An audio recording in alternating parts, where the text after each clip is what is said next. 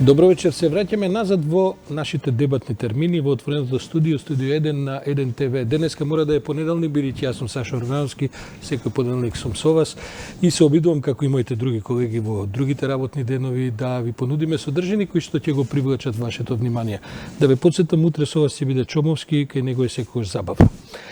Морам да ви кажам дека одамна не сум имал соговорник кој бил поканет во нашите студија, а да имам толку реакции од публиката, јавувања, праќања пораки, пријатели, праша ова, праша она и така натаму, како што е тоа случај вечерва со госпожета Фатиме Фетаи. Добро вечер. Добро вечер. Еден од специјалните јавни обвинители во специјалното јавно обвинителство во Македонија. Благодарам на поканата и морам да признам дека и мене ми е чест вечерва да бидам ваша гостинка. Ви благодарам. Инаку да кажеме дека вие прилично одамна се немате појавено на телевизија, па дури ни во јавноста. Кога разговаравме пред емисијата, треба да е повеќе од година дена. Па вака, последната пресконференција предметна на специјалното јавно обвинителство беше одржана, мислам дека беше 20 март 2018 година. А инаку пред тоа беше некаде крајот на 2017 година, кога учествував на емисијата 360 степени на Алсат. И имало некои 2-3 изјави после судења и тоа е тоа. Не сме ве заборавиле, но ова е периодот кога, зашто инаку ќе разговараме во емисијата, кога во јавноста малку се менуваат перцепциите за селјо и така натаму. Но пред тоа, сакам да кажам неколку работи кои не сум сигурен дали сите наши гледачи вечерва ги знаат за вас. Некои од нив се познати, некои се помалку познати. Вие сте најмладиот јавен обвинител во Македонија на 26 години. Не верувам дека голем дел од публиката знае дека, да речеме, правниот факултет го завршивте за 2,5 години во еден супер, да кажем, шампионски рок. Во време кога траја студиите 4 години. 4 години, така е. А потоа, само благодарејќи на овие законски рокови за правосудни, едно друго, инаку предполагам дека имате и магистрирано, се надевам дека како што разговаравме, веројатно и докторската ве чека сега, ако не оваа идната година. Да, магистар сум по правни науки на тема злоупотреба на средствата за финансирање на изборната кампања. Некаде октомври планирам да се запишем и на докторски студии. Инаку околноста што на таа возраст на 26 години станав најмлад избран обвинител се должи не само на времетраењето на правните студии, туку и на тоа што и основното образование наместо 8 траеше 7 години, а исто така се разбира одобрение, правосудниот испит го имам положено пред време. Наместо да ги чекам тие 2 години по завршување на факултетот. Само уште еден детал, бидејќи се разбира дека тоа говори за вашиот капацитет, за амбицијата, за целта, сето тоа е дел од приказната. Вие говорите повеќе странски јазици отколку овие прсти на ракава. Се обидуваме да ги броиме и така. Кога стигнавте сето тоа напред? На што е тоа резултат? Резултат е на некакви животни околности или е меѓу другото и на амбиција и можеби способност имате за брзо да немате фотографска меморија?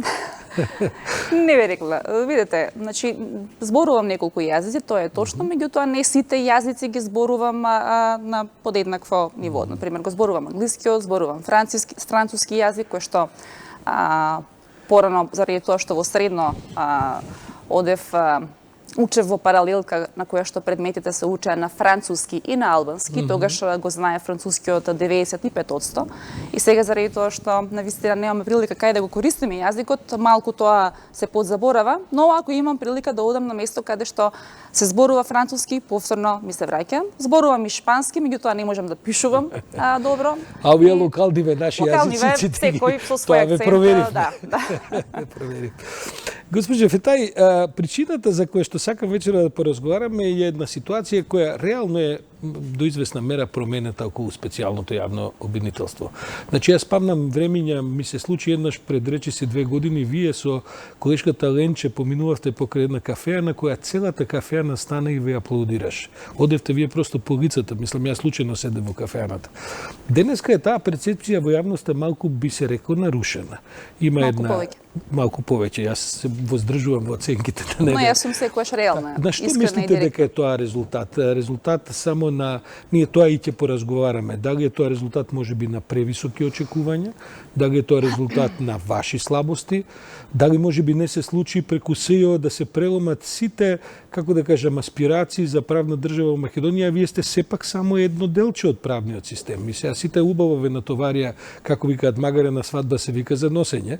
И сега сите вика, па СЈО не чини, а ние ќе одиме и ни статистиките за тоа што се е направено и така натаму. На што мислите ви? Или може комбинација од сето тоа? Ке ми треба малку повеќе време и Слободно, простор за да го објаснам овој момент. Значи, воспоставувањето на принципот на владение на правото, правна држава, тоа беше концепт кој што постоеше при основањето на СЈО како институција. Тој концепт постои и денес, за жал на осомничените и на обвинетите. Линијата по која што се движеше перцепцијата на јавноста во однос на СЈО како институција, можам да кажам дека има извонредно високи амплитуди. Значи, од почетокот тоа започна од не баш изразено верување во можноста на оваа институција да ја заврши таа задача што е дадена. Тоа е една анонимна фаза на почетокот, кога и не ве познаваа. Тоа е периодот кога бевме, да кажам, свежо избрани како тим. Па имаме едно нагло растење на довербата во оваа институција, да не кажам дури со одредено глорифицирање пред се на трите обвинителки од СЈО, на шефицата, мислам, на колешката Ристоска и на мојата маленкост. Тоа беше посебно во периодот после првата предметна пресконференција во февруари 2016 година, со дополнително гориво, би рекла, со постапките на тогашниот шеф на државата и неговите помилувања. Па потоа имавме пад на довербата, односно во поддршката нас, и поддршката, кое што се должеше на разни субјективни и објективни околности кои што се случува. И сега сме дојдени, како да кажам, во едно се враќаме на едно разочарувачко правничко чашиско муабетање дека ништо и од ова нема да биде. И верувам дека во иднина СЈО, или како и да се вика во иднина ова институција, пак ќе се најде на пиедесталот на воспоставување на владење на правото. Видете, нереално ќе беше да не се очекува ништо од ова институција, ако се има предвид кој се застана за нејзино формирање. Тука да се разбереме, не мислам на домашните политички фактори. Меѓутоа и нереално ќе беше и е да се очекува дека единствено СЈО или пак трите обвинителки како нејзино олицетворение на институцијата ќе сами ќе ја донесат правдата во нашата држава и сами ќе ги казнат оние што се огрешиле пред законот. Институциите во Република Северна Македонија, од кои што ние треба да добиеме информации или од кои што се обраќаме или каде што ги процесуираме нашите акти и од кои што се очекува да бидат верификувани оние действија кои што СЈО ги цени како криминогени, се уште не се на тој степен за да може да се каже дека граѓаните целосно и во потполност со право би имале верба во правосудниот систем, со чест на исклучоци.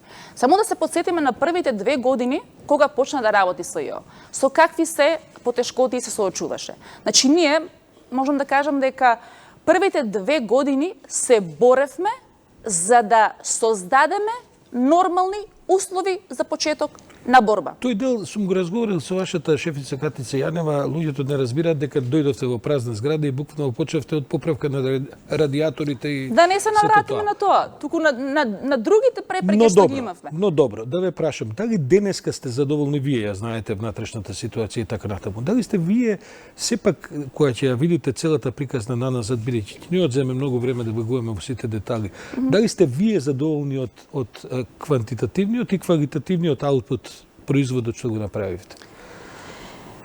Видете, морам да признам дека и СЈО како институција не е безгрешна и од денешен аспект гледано верувам дека некои работи доколку се вратиме наназад би ги направиле подобро.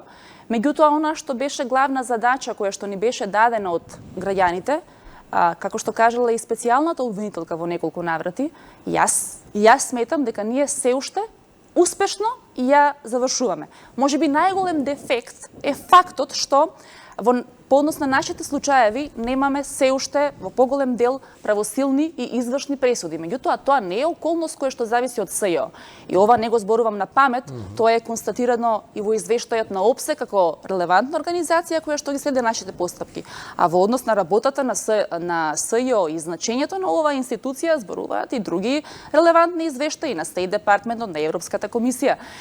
Сепак морам да потенцирам дека имаше неколку работи кои што се случија и во државата, и во општествено-политичкиот живот, да не кажам дека беа тоа некои тектонски промени, меѓутоа имаше и некои работи кои што се беа поврзани со СЈО, со нашето постапување, кои што според мене, значи не е тоа базирано на некои истражување, влијаеа да се појави кај граѓаните некој вид на скептицизам по однос на тоа дали СЈО ќе може или не да ја заврши својата работа. Тука би можела да ги спомнам, например, бегството на Никола Груевски.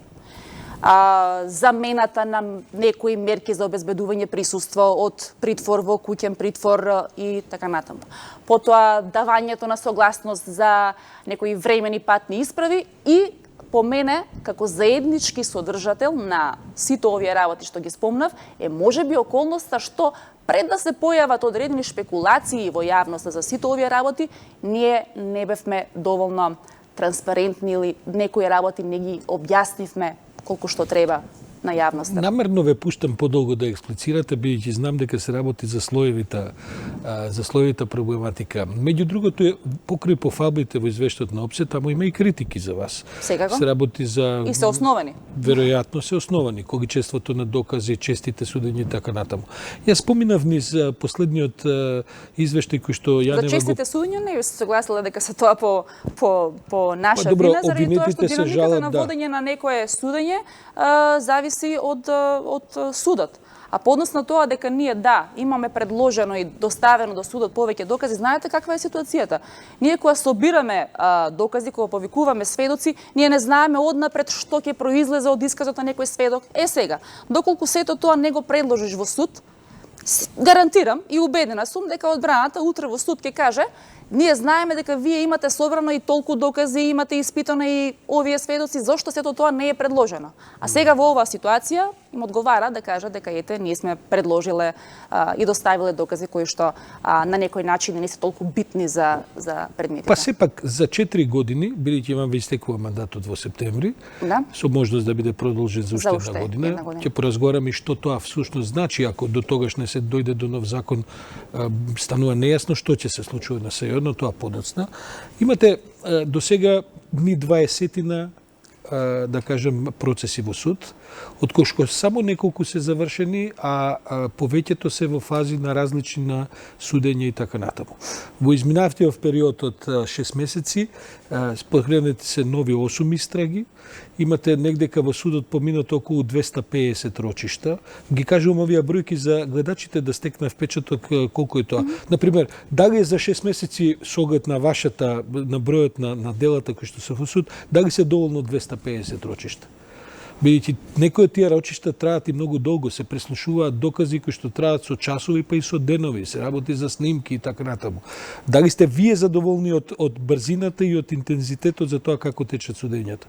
Видете, не може да се даде генерален одговор во однос на сите предмети, зависи од случај до случај и од судија до судија. Значи има судии кои што навистина се за пофалби, меѓутоа има и такви кои што заслужуваат. Има ли судии за кои чувствувате дека да го споменам случајот Таргет Тврдина. Добро. Тоа е случај кој што ја продуцираше целокупната криза во нашата држава. Тоа е случај заради кој што ние постоиме како обвинителство. Иако ние како обвинителство сме задоволни од тоа како оди докажувањето на она кој како зошто прислушкува и така натаму, не сме воопшто задоволни од динамиката со која што се води тоа судење.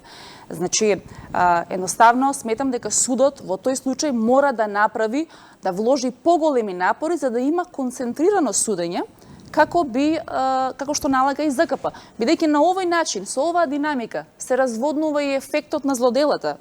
Не само тоа, туку веројатно се разочарува и јавноста, бидејќи знаете како 20 предмети, веројатно за најлесниот, а тоа е за овој тенк и така натаму, и некогашниот премиер побегна. И сега има еден сентимент во јавноста, вели, па добро, тоа не беше ни не успеваат ништо друго да докажат и така натаму. А во сега тој корпус за кој вие постоите има неколку клучни случаи, кои што се врзани за местење на избори, за финансирање на партии, се разбира за прислушување и тоа се тие и за перење пари, бидејќи да не заборавиме, веројатно јас читав некои статистики, веројатно над 80% од вашите обвиненија се врзани за злоупотреба на службени положби и за финансиски криминали. Тоа значи тендери, подкупи, разноразни корупции и така натаму и така натаму. А кога може да очекува јавноста дека овие неколку крупни, да кажам, аголни предмети, како што е именно Таргет тврдина, какве што е можеби и Тагер, бидејќи таму едното обвинение е прифатено, другото уште се разгледува, 8 месеци го е заглавено во судот. Талир 1 и Талир 2 се работи за две обвиненија. Така е. Но се работи за финансирање на... Да, не само заради тоа што се работи за тежок вид на криминал, туку имаме две обвиненија кои што се поднесени во исто време. Мислам дека беа поднесени некаде ноември, ако не грешам. Едното обвинение веќе е влезено во правна сила. Другото 8 месеци се проценува. Другото веќе 8 месеци се цени. Сега, иако формално не се наведува како причина за неоценка на таквото обвинение одлуката која што, односно ставот кој што го донесе Врховниот суд, сепак неофицијално сите знаеме дека тоа е причината и дека се чека да се види што ќе стане со тој став на Врховниот суд, односно што ќе каже законодавецот, дали ќе има автентично толкување по однос на тој став или не, за да може конечно да... Колку ве да кажем рани, колку ве оштети одлуката на Врховниот суд? Таа е очигледно интелигентно замислена и веројатно стратегиски одлично пласирана, бидејќи сепак се работи за одлука која е важна како и да се толкува, бидејќи Врховната инстанца одбива, тоа е собранието да направи автентично толкување, се бараат уште некакви правни околности околу тој ќе се толкува, тоа сепак ви ја блокира работата. Како ја доживеавте вие? Како воопшто ви се одрази на случаите? Нашиот став по однос на одлуката на, односно ставот на Врховниот суд е јасен. Тој став е незаконит. Меѓутоа, иако тој став него на некој начин валоризираат ниту јавното обвинителство на Република Северна Македонија, ниту пак Основниот суд Скопје 1, кој што се огради, ниту пак Апелациониот суд, сепак таа одлука е како вода. Кај што ќе најде простор, ќе помине. Како што е случајот со оценката на обвинението за Талир 2. Зависи од судијата. Или од судскиот советот, што? Так, зависи од судиите кои што го водат. Значи, во принцип се тоа, како кажем, арбитарни одлуки. Ако судијата смета дека... Иако ви кажав, немаме тука официјална причина или официјален одговор дека заради таа и таа одлука на Врховниот суд, односно заради тој став, дека не се врши оценка, меѓутоа која би била друга причина, веќе 8 месеци да чека обвинение за оценка, тоа стварно е не прифатливо. Во последните 6 месеци, веќе не се ни 6, бидејќи од март се поминат уште 2-3 месеци, значи, во вашето обвинителство во СЕО се покренати 8 нови истраги, имате 81 предистражни постапки, со десетици, мислам дека се осумничени 70-80 до сега луѓе и така натаму. Меѓутоа, гледаме една ситуација во која што, па мислам дека тоа Катица Јанева јавно го кажа во еден момент, се чувате од тоа да поднесувате нови обвиненија. За да не бидете изложени на ова толкување на Врховниот суд, да не ви пропадне. Колку и да ние цениме дека тој став на Врховниот суд е незаконит, сепак тоа е Врховен суд. Тоа е највисока судска инстанца. Тоа е одлука на Врховен суд која што во иднина може сепак и да произведе правно дејство на штета на нашите постапки. И не би сакала да ризикуваме. Тука би сакала и да се навратам на... Што значи тоа? Тоа со други зборови велите дека ако треба ќе причекате да го видите решението ново отколку за да ги изгориме предметите. Па да потоа со тоа ново решение ги поднесете сите оваа, некои од нив се веќе подготвени за отколку да ги изгорите предметите. Така, имаме ние и истраги кои што се завршени, кои што стварно чекаат за обвинение, меѓутоа таа одлука на Врховниот суд вреди да се анализира и од друг аспект. И од моментот кога беше донесена, и од евентуалните мотиви, зошто таа беше предложена. И од кого беше... Ако спееме да си дозволиме. Така. Значи, за да навлезам делумно во мотивите според кои што јас сметам дека е донесена таа одлука на Врховниот суд, ќе морам да се навратам да објаснам нешто на кратко за предметот империја. Нема да навлегувам... Не сме ни дошле до империја, маеве, ајде да се обидеме не, нешто. Нема ни да кажувам детали, колку лица, што, какви действија или членови, бидејќи не го водам тој предмет, туку пона што го знам, значи тоа е предмет кој што опфаќа, кој што има опфати сомненија за криминогено постапување на целокупниот систем на државата и го опфаќа период од речиси 15 години наназад. Значи, целокупната слика за тој предмет започнува со сомнение за нелегално богатење на еден од осомничените во тој предмет, преку разни незаконити действија, измами, изигрување доверители, вклучително и на државата како доверители, на тој начин стекнување на нелегален капитал. Со сестрна помош и на државата, и на судско-обвинителската фела, со нејзино непостапување. И сега во рамките на истрагата која што ние ја водиме во специјалното јавно обвинителство, е дојдено до сомненија за вистинските собственици на фирмите кои преку офшор дестинациите капиталот кој што е стегнат на нелегален начин го внесуваат во легалните финансиски текови во нашата држава, односно се вика перење пари. Таквото постапување, значи таквото незаконито постапување, можам да кажам дека е овозможено и од непостапувањето на обвинителството и на судовите, особено на врвот на судот, во тој период додека се преземале овие действија. Ако сето ова се стави во една логична целина, може да се насетат и дел од мотивите на носење на таквато одлука или став на Врховниот суд, дека СЈО не смее да гони после 30 јуни 2017 година и пазите го моментот кога се носи овој став. Се носи во период кога осомничените во империја се во притвор. Иако барања од адвокатите до Врховен суд за расправање на ова прашање имаше и многу порано. Добро, се разбира дека тука интереси на влијание имаат и други предмети. Не е пропуштала да ги спомнам и да го спомнувам и предметот Талир. Така е. На јавноста и се познати тие, како да кажем, фрапантни судири на интереси, каде што, да речеме, председателот сегашен на Врховен суд е познат адвокат кој што претходно имал разноразно доверителско, должничко, професионални односи во смисла на застапување и така натаму и така натаму. Но и сегашниот министер Огивер Спасовски исто така критикува за непостапување на судската фела, на обвинителската фела, за известно опуштање, за известна заспаност. Тој па мораше да го понесе на себе политичкиот товар околу бегството на Груевски. Сега, има ли некаква, како да кажем, нова фаза во тоа тркало кој што се врти, а кој што повторно доаѓа до евентуално непостапување на одредени слоеви во правосудниот систем?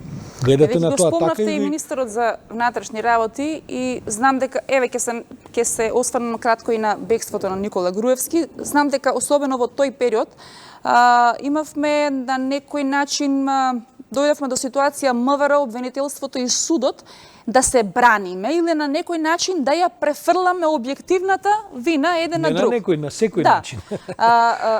Фактички, што е проблемот? Ние немаме законско решение кое што ќе го заштити правосудниот систем во делот на извршување на санкциите од вакви ситуации. Тоа беше констатирано и во извештајот на ОПСЕ како пропуст во Законот за кривичната постапка, дека од моментот кога второстепениот суд носи правосилна пресуда со која што на одредено лице му се потврдува затворска казна, до моментот на негово влегување во установата за издржување на казната не е покриен за да се спречи бегството. Сега вината е во тоа што, видите, ние интервентни мерки од обвинителството да се прави. Можеби ние не сме имале можност да го предвидиме тоа, бидејќи во минатото не сме ни имале ние такви правосилни пресуди каде што на затвор било осудени толку моќни и влијателни луѓе кои што имаат конекции по светот. Или пак не сме имале таква ситуација заради тоа што вообичаено порано луѓето од која беа осомничени, од истрага до правосилно завршување на постапката, беа во притвор. Зашто бевме и основано критикувани од меѓународните организации и сето тоа беше конкретизирано и со пресуди од Страсбург.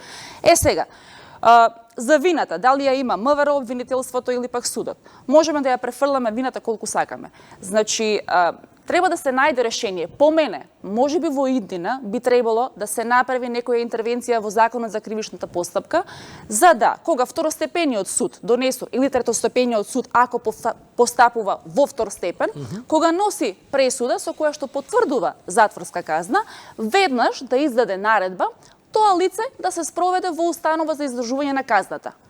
Дури отпосле, ако постојат услови за одлагање на почетокот на извршување на санкцијата, лицето преку установата нека си поднесе барање за такво одлагање, за да не дојдеме во иднина во ситуација пак да ни се случи некој такво бегство. Тоа е да речеме еден како да кажам, една нешто што ќе го учиме на преседани и на искуство.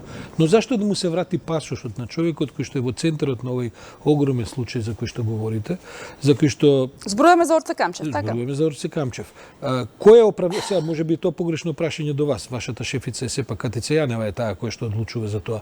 Но што е аргументацијата на обвинителството? Биќе јавноста на вистина, можеби тоа беше точката на која се прелеа разочарувањето.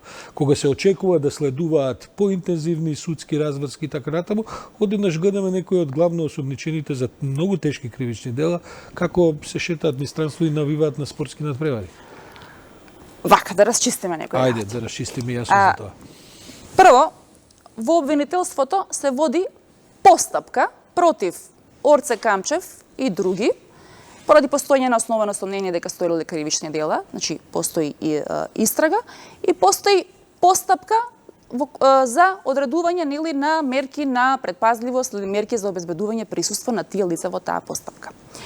Во рамките СЈО, значи против Орце Камчев и други, има донесено наредби за спроведување на истражна постапка поради постојање на основано сомнение дека сториле кривични дела. Во рамките на таа постапка, во рамките на тој дел од постапката, обвинителството собира докази, испитува сведоци, собира материјал за да може да ја знаеме одлучи. целата постапка, госпожо Цветаева. Меѓутоа, Како се дозволете. доаѓа до моментот, затоа што гледате, не е овдека заложбата луѓе да се држат во притвори доколку во меѓувреме се собрани докази кои што може да бидат процесуирани. Значи сите сме се бореле, вие направен, ние на политички начин, луѓето да не седат во притвори ако се комплетирани обвинувањата. Но давањето пасош во ваква деликатна ситуација не водите сметка дека на крајот на криштата морате и вие угледот собствен да го штитите, бидејќи би се враќа тоа со голема недоверба по тоа. Мислите дека нам ни е едноставно во ситуација која нашата судбина виси и зависи судбината на СЈО од политичари кои што ние ги гониме и треба да направиме баланс, да обрнуваме внимание и на принципот на правишност и на принципот на економичност на постапката. Токму затоа и почнав малку подетално да ви објаснувам што се работи се во истрагата. Значи имаме истрага во која што се собираат докази и материјал, имаме постапка друга во рамките на тој предмет, која што ја водат заедно обвинителството и судот, а се однесува на определување на мерки за обезбедување присуство на лицата кои што се осомничени во тој предмет. Во тоа време кога СЈО ја води истрагата против Орце Камчев и другите, Врховниот суд го носи веќе тој познат став, и вика дека СЈО не е овластен тужител да ја води империја и да води некои други истраги кои што се отворени после 30 јуни 2017 година. Кажав и претходно, тој став за нас е незаконит, не го прифаќаме и ние продолжуваме да ја тераме истрагата во делот на прибирање на материјални докази, испитување на сведоци и слично. Меѓутоа, во другиот дел што се води заедно со судот, во делот на одлучување за мерките за обезбедување присуство, имајќи предвид дека сепак колку и да е незаконит тој став на Врховниот суд, сепак нели се работи за највисока судска инстанца. Дава основа некој да се имајќи предвид дека сепак постои можност тој став во иднина да продуцира негативен ефект, односно да постои можност Врховниот суд пак да не ги поништи нашите постапки, цениме дека мерките за обезбедување присуство во овој случај треба да добијат полесен третман, како не би дошле во иднина во ситуација доколку сепак Врховен суд ги поништи нашите постапки, пошто ова е Северна Македонија и се е можно, да не треба граѓаните пак преку буџетот уште и да им плаќаат штета на овие лица. Ја разбирам јас таа логика, ама вие морате исто така да разберете и логиката на јавноста. Таа мисли дека се пазарите. Апсолутно не. Едноставно, со давањето согласност за некаква времена патна исправа, ниту е нарушен концептот на кривично гонење, ниту пак се доведуваме во ситуација како што наведов во иднина државата плюс да треба да им плати. Злоупотребата на таквата одлука од страна на осомничените, секако дека СЈО си ја книжи на нивното конто и ќе ја има предвид при поднесување на обвинение за тоа која мерка тогаш ќе ја предложи. Кога сме веќе кај случаеве, вие меѓу другото, вие го водите случајот Монструм. А што можеме да очекуваме, бидејќи и за тој случај има многу големи очекувања во јавноста, бидејќи се смета дека целиот случај е воден, пресудуван, суден, обвинуван и така натаму во некакви политички контексти и така натаму. Што е во кој правец се движи целиот предмет и што може да очекуваме околу Монструм? Таму сте вие директно го застапувате специјално. Монструм некако барем во својата глава си го имам постапката за Монструм, си ја имам поделено на два дела. Значи, првиот дел е повторно изведување на оние докази кои што веќе биле изведени во претходната постапка и тоа е согласно на паствијата на Врховниот суд која ги укинал двете пресуди.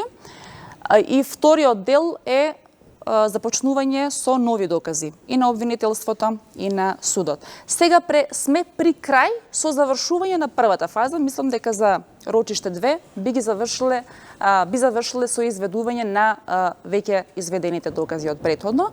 И досега сме се обиделе за се што се случува во текот на постапката јавноста да биде максимално присутна за да нема никаков сомнеш.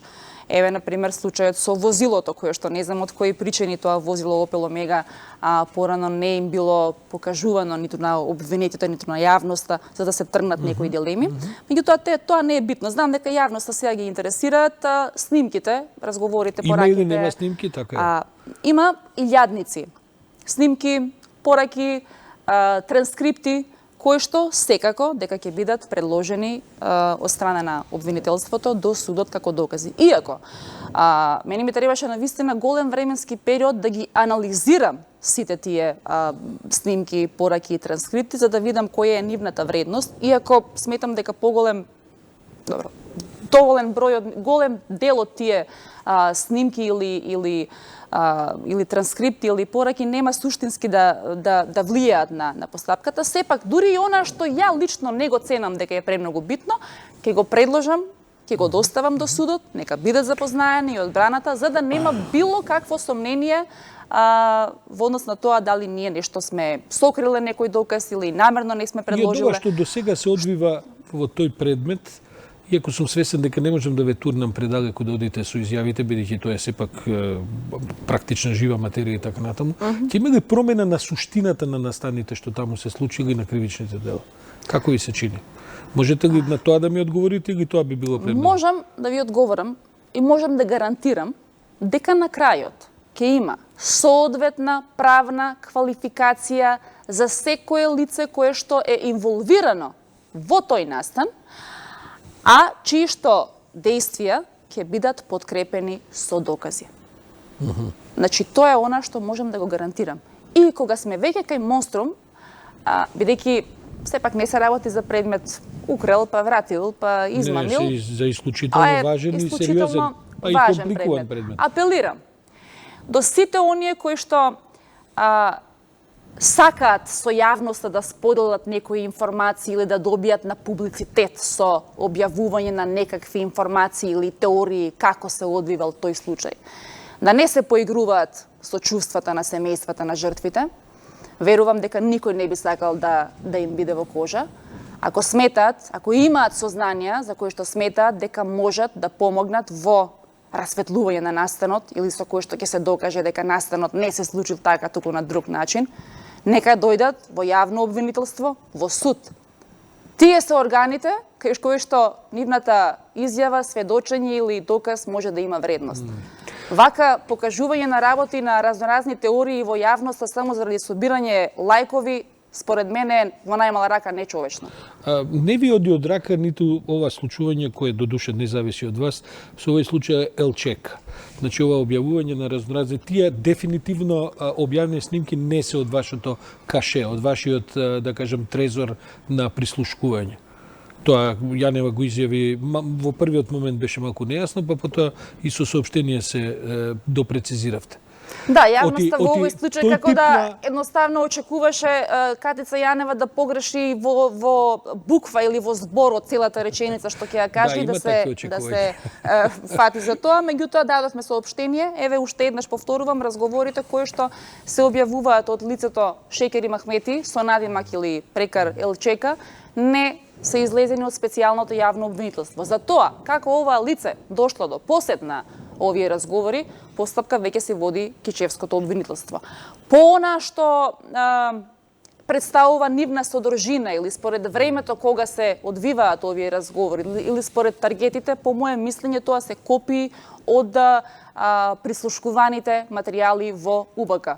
Само да ве потсетам на едно... Мислите дека сепак е тоа во УБК праведно? По мене... А вие ги немате во вашиот трезор на прислушувани материјали? Да не се разбереме погрешно. Мислам дека, знаете, имаше една изјава, не знам дали се сеќавате, на сведокот Ѓорги Лазаревски во премиотот Таргет Тврдина, кој што многу убаво појаснува дека тоа таму било како шведска маса. Може да се земе се што се сака. Не се мисли да можеш да приклучиш кого сакаш, туку да земеш разговори од оно што се веќе уклучени на прислушкување.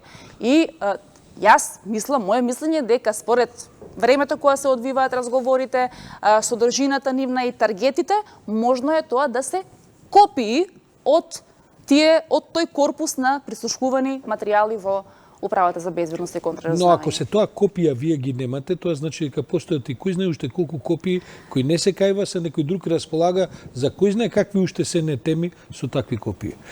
Слушайте, што сакам да ве беше донесен закон за СЈО. Госпоѓо обвинителке, гледайте, вие имате неколку случаи во кои што упаднавте во станови, во кои што во два наврата извршивте претреси, запленивте над 100 и кусур илјади. Нема никаков исход од тоа.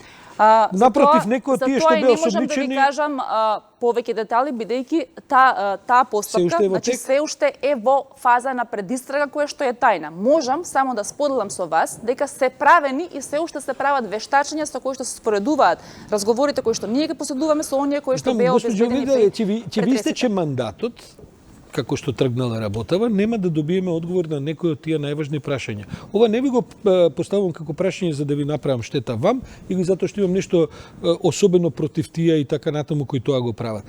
Но Македонија не може да си дозволи да приватни лица располагаат со приватни снимки од телефони. Токму затоа и беше формирано специјалното јавно обвинителство и специјалната јавна обвинителка во неколку наврати на пресконференции, во разни други прилики има повикано секој кој што поседува такви материјали да ги достави.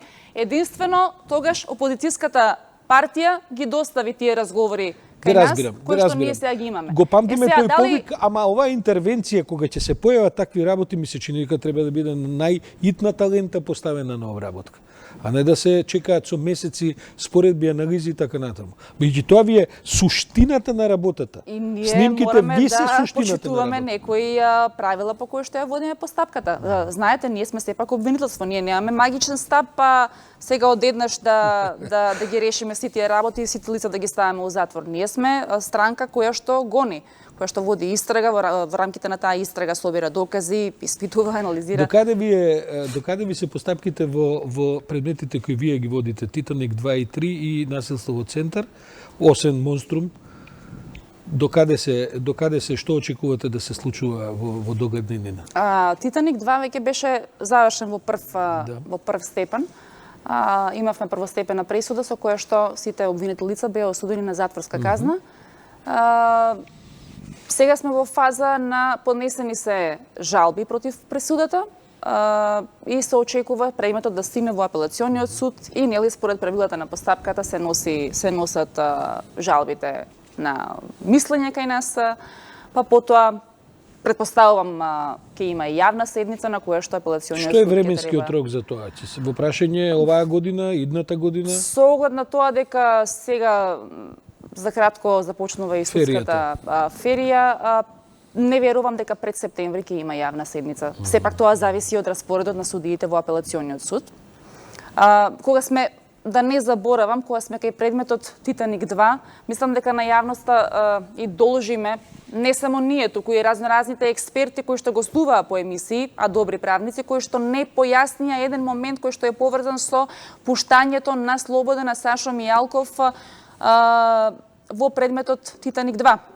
Значи имаше разноразни реакции, бидејќи денот кога Сашо Мијалков беше пуштен на слобода, нели прво беше у притвор, па потоа во куќен притвор, па потоа се ослободи, се совпадна, беше тоа ден по одржување на претседателските избори и имаше реакции или коментари во јавноста дека тоа можеби е некоја одлука со политичка позадина, што не е апсолутно така. Значи, вистината е сосема поинаква и вистината извира од Законот за кривична постапка. За кривични дела, за кои што се води така наречена скратена постапка, односно за кои што е предвидена казна затвор до 5 години, како што беше случајот и со Сашо Мијалков, притворот по подигнување на обвинение може да трае максимум 60 дена. Пресудата беше изречена на 8 март, притворот тогаш му беше определен и на 6 мај истекува тие 60 дена, така да нема дилеми дали било политичка... Шпекулации дека политички се пазарат. Сепак тоа се рокови кои што се предвидени во Законот за кривичната постапка и кои што ние мора да ги почитуваме. И знаете, не можеме ние секогаш да се водиме од емоциите при постапувањето или пак од онаа како јавноста очекува да одат некои работи. Бидејќи на тој начин ние го рушиме и нашиот кредибилитет и интегритет, меѓутоа и кредибилитетот на оваа држава која што сака да оформи едно правно, правично и демократско општество. Очекувано дека ќе има уште долг пат за тоа да стигнеме до правно, правично и демократско меѓутоа, ако не почнеме сега, нема да стигнеме никош. Ние се надеваме дека сме почнати, иако гледаме дека сега заглавивме во како да кажем, во милта или во мочуриштето на преговорите и пазарењата политички.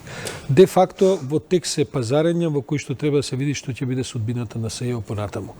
Од едната страна стои владата, од другата страна преговорите ги води човек кој што е на вашите списоци за основани сомневања, за обвинение и така натаму и така натаму.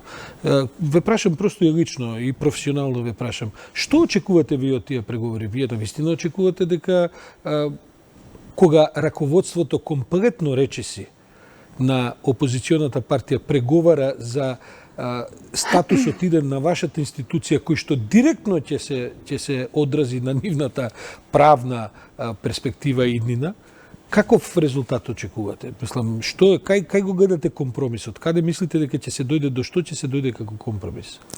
Што може да се очекува во ваква ситуација? Само ако ми дозволите да направам една компарација за нивото на политичката култура во развиени земји и кај нас. Ајде да видиме. Само да го спомнам случајот со Австрија. Колкава политичка одговорност се понесе и падна влада само заради снимка за лобирање за финансирање на политичка партија. Мислите на ова десничаров кој што пред европските избори си поднесе оставки и падна австриската влада? Ние во нашите случаеви на толку прислушкувани материјали, други материјални докази, сведоци, признанија на вина и други докази кои што упатуваат на директни умислени криминални дејствија, значи тие уште се ставаат во ситуација, тие би да ги гонат обвинителите. Замислете во каква ситуација сме. Што може да постапувате против законски, не само што треба да се откажете од обвинението, туку треба да бидете и обвинети. Тоа ме потсеќа на приказата држте го крадецот. Така е. Но што ќе се случи? Што мислите вие дека сега понатаму ќе се случи? Како изгледа ситуацијата? Јас не можам да знам колку пати ќе седнат, ќе се договорат, ќе преговараат и што ќе се договорат на крај. Но само едно можам да поречам. Ако мислат политичките партии да донесат закон во кој што ќе вметнат одредби, со кој што ќе се оневозможи секој што се огрешил пред законот да се соочи со правдата, поерно е воопшто да не донесат закон.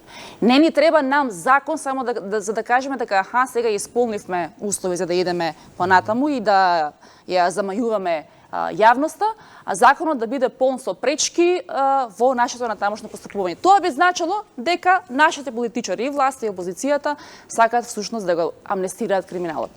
Мислам дека ви е точно оваа констатација и власта и опозицијата. Бијќи на крајот на криштата негдека тие и веројатно се прекршуваат во своите политички инстинкти, ако ништо друго. Европската унија, заради која инаку е овој голем притисок да се донесе законот за СЈО, кој знае што би било ако го нема тој притисок. Сепак... Затоа и на почетокот спомнав дека ние и постоиме не заради волјата, толкавата голема желба за постојање на домашните политички фактори, туку пред се на и сега и Европската унија Како ви е соработката со странците? Во моментов сме повеќе месеци без американски амбасадор во државава, а постојат меѓу другото разни шпекулации дека и американците ви се лути. Во која смисла? Па во смисла на тоа дека можеби дел од овие теми што ги разговараме, значи недоволно се брзо се одвиваат. Како мислите лути кога господинот Филип Рикер пред неколку дена спомна дека СЈО е суштинска институција за државата не иде напред.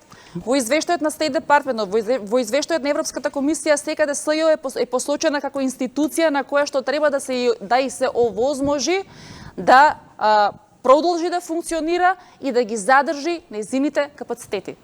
И мислам дека според меѓународната заедница СЈО успешно не ја извршила, туку ја извршува. Ајде тогаш поинаку да се обидам да ве прашам. Дали е СЈО, дали сте вие СЈО? Не мислам само на вас, туку на овој актуелен состав во СЈО. Бидејќи има една заложба дека ќе се најде некакво решение за СЈО, ама не со овие луѓе. Мислите дека тоа има смисла? Не со Катица, со Фатиме, со Лиле, со Арта? Така е.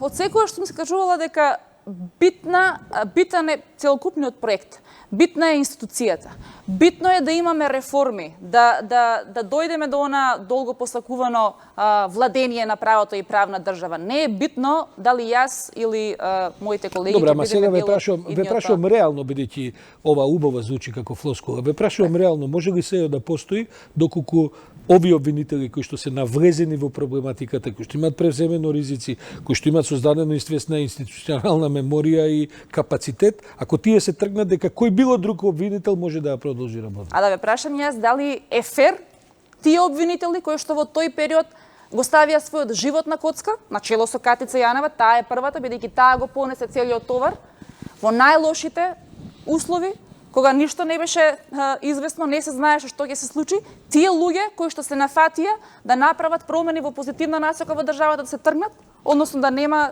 уште една шанса?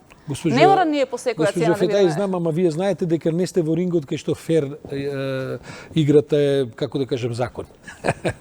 Разговараме за политика каде што, па ние видовме, впрочем, дека се прават компромиси за некакви повисоки цели во кои што луѓе со најтешки кривични дела и обвиненија одеднаш стануваат недопирливи за правдата, за да се формира некакво мнозинство за изгласување на вистина стратегиски цели за државата.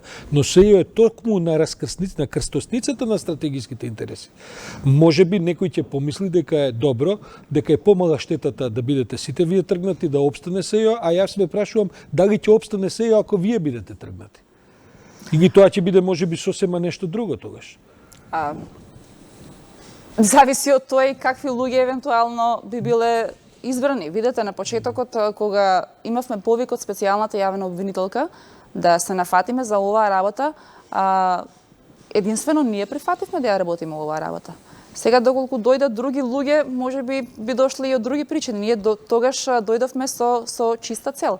Едноставно имавме преголема желба да направиме некои промени во позитивна насока во однос на воспоставување на владењето на правото во оваа држава. Да ве прашам...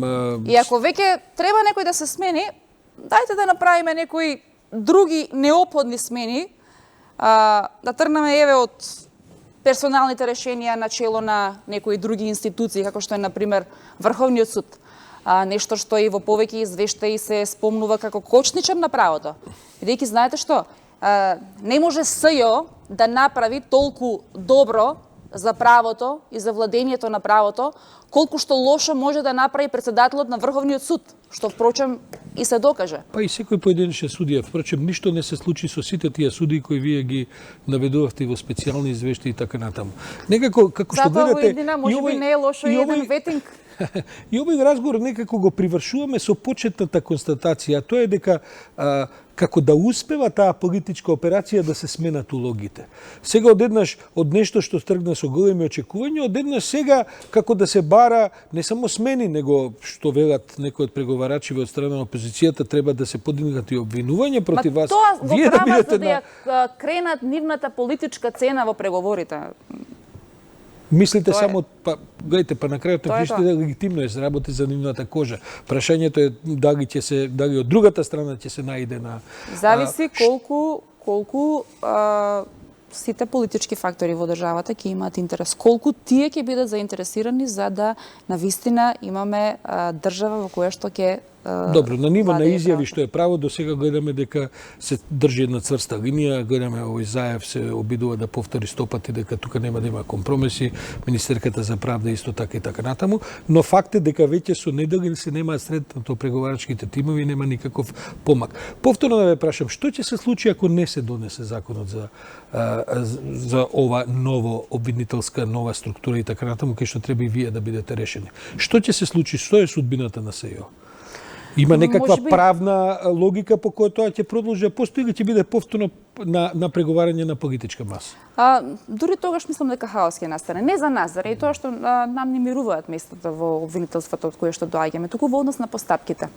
Кој би ги преземал, кој би ги работил тие постапки, кој ќе има право да работи со прислушкуваните материјали која се знае дека ние бевме институција специјално оформена за да работи со такви материјали. Но сепак јас мислам дека како и за се друго во државата, што се носи решение 5 до 12 и за законот за јавното обвинителство, каде што нели најбитен дел е делот за специјалното јавно обвинителство, ќе се донесе какво такво решение. Меѓутоа, најверојатно го чека 14 септември во 11 часот и 59 минути па да донесат решение. Знаете како викаат во англискиот? We hope for the best, but hope is not a strategy. Значи се надеваме за најдобро, но надежда не е стратегија.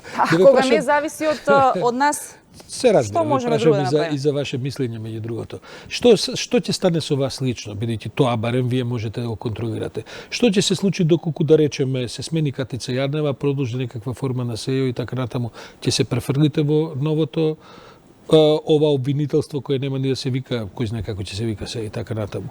Ќе продолжите да бидете дел од тоа или како размислувате? мислите да се смени Катица Јанова? Па, да речеме, ако се направи политички компромис да... Зарем таа жена, тој човек од јавното обвинителство, кој што прв повлече нога за да се направат промени, позитивни промени во правото и правдата во Македонија, заслужува да биде сменета од таа позиција. Се обидувам да ве лоцирам Да се навратиме... Ја можеби не сум толку битна. Битна е личноста која што го понесе целиот товар во овој 4-годишен период. Ние сите обвинителите од СЈО, од другите можевме ако нешто не ни чини и да си дадеме оставка, да си одиме едноставно од СЈО. Таа го понесе целиот товар. Се уште ви се Таа се односите внатре соочуваше во со се и се што обвинителството? со притисоци, со закани, таа на некој начин ја имаше грижата не само за неја и за незиното семејство, туку и за сите нас кои што не повика и не собра. Па јас се гледам... И реално гледате, не очекувам и не сакам Катица Јанева да биде тргната од таа позиција. Еве најотворено, бидејќи и не ме бива на друг начин да одговорам.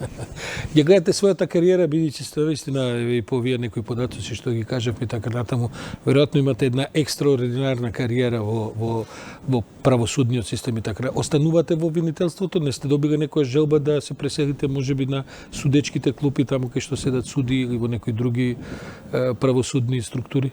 Уште не сум размислувала за тоа. Пред да се заврши предметот Монструм, кој што лично го чувствувам како Товар? и истовремено имам и желба, и сум имала уште која влегов во СЈО да го решам, не само што нема да мрднам, туку и не размислувам во друга насока. Значи, прво тоа треба да го завршам, па потоа. Добро, за да привршиме на крајот, сепак да не очекуваме никакви нови обвинителски акти, покренување и така натаму, додека не се расчисти целава ситуација, што би можела да биде, тоа е вашата стратегија тоа или што можеме да се надеваме на нешто што, да речеме, од септември поинаку ќе се решава? Во овој период, можам да кажам само за летниот период, ние сме фокусирани повеќе на судењата, Добро. бидејќи тие се во тек.